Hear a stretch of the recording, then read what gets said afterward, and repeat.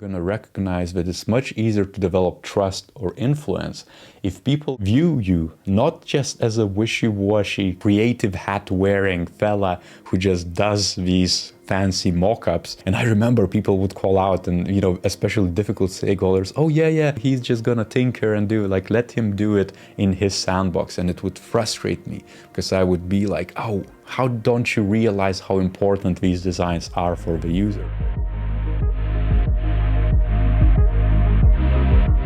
Hey, what is up? Welcome back. And in this video, I want to talk to you about a subject which is going to be relevant for any UXer. And what I'm talking about is a simple word, gravitas. It has a lot of gravity to it. It has a lot of mysteriousness to it, but it's a very simple Latin phrase, which one of my bosses instilled back in the day. And so the story is a simple one. I was developing as a senior to get to the lead position where I could manage other people. I encountered this superb figure. Again, as a lot of you are going to encounter your careers, you're going to learn a lot from amazing managers, especially those who know exactly what you're capable of or what your ambitions are, what your potential is, and they can position you well. And this manager I had, I guess, inadvertently pulled a lot of the people or a lot of the seniors and leads and told them to all develop one particular skill set which would matter in this quite harsh environment where the maturity of design was mixed. And Gravitas was that,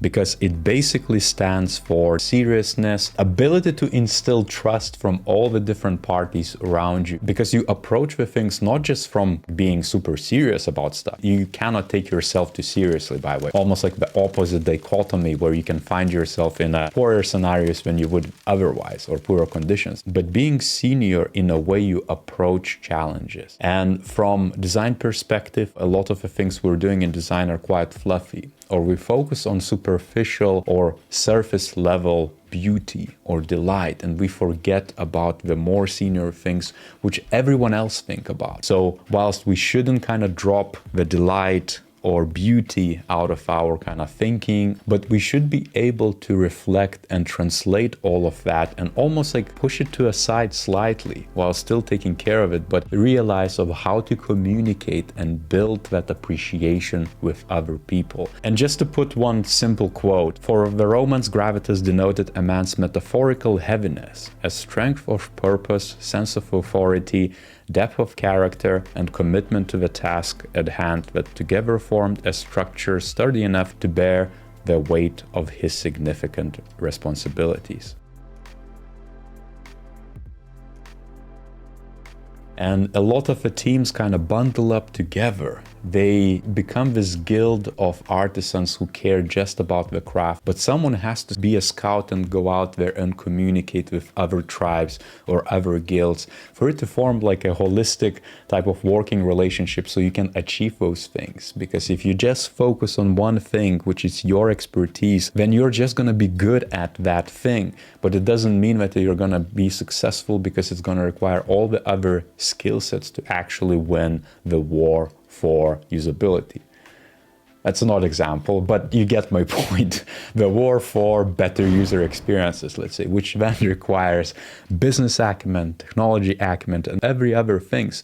So if you want to be the glue and you want to be the gravity force, pull the different people or different forces together to actually achieve it, or ship the ideas you as a team came up with, you need to develop enough gravitas as a leader and as a contributor. It doesn't matter what seniority you are or what leadership position, you develop gravitas, a prerequisite for any leader. You yourself, just reflect, just pause this video, and who you view as UX leaders, research leaders, business leaders, just on social media or books or things you consume, you're gonna notice that they have seriousness which doesn't come from them being super serious, but comes from the stuff they know, or they're being able to translate you very complex things into things you can actually relate to or understand or apply in your day-to-day situations.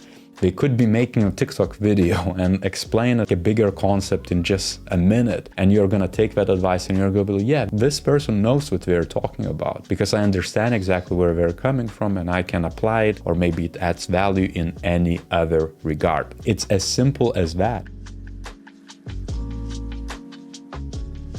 back to the development of my own leadership skills, what I did a lot is invest in translation, communication, invest in relationship building, in trust, because you're going to recognize that it's much easier to develop trust or influence if people view you not just as a wishy-washy, creative hat-wearing fella who just does these fancy mock-ups. And I remember people would call out, and especially difficult stakeholders, oh yeah, he's just gonna tinker and do, like, let him do it in his sandbox. and it would frustrate me because I would be like, oh, how don't you realize how important these designs are for the user? And it was not their fault necessarily. Of course, they could adjust the communication of their own, that's granted, but what was in my control is also realizing that they shouldn't care about it.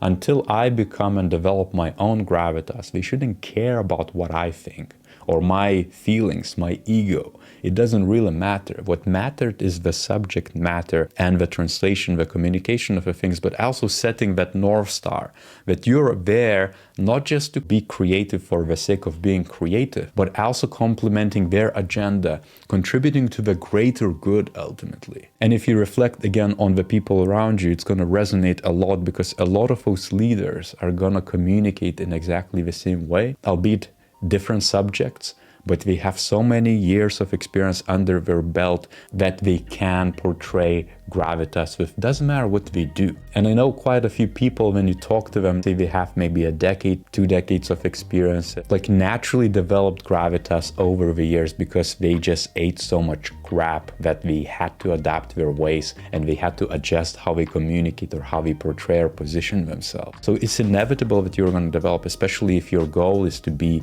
a leader within a certain subject. It transformed the way I got to leadership positions and almost promoted myself, because I was like, so how do I do this? What is missing? What else should I focus on? And what could I emulate from those people who are super effective around me, especially leaders? Because they have those qualities which are not linked necessarily to a subject matter. They're meta skills. And I wish our soft skill panels and tables, the matrices of career progression, would kind of call out that gravitas is one of those things.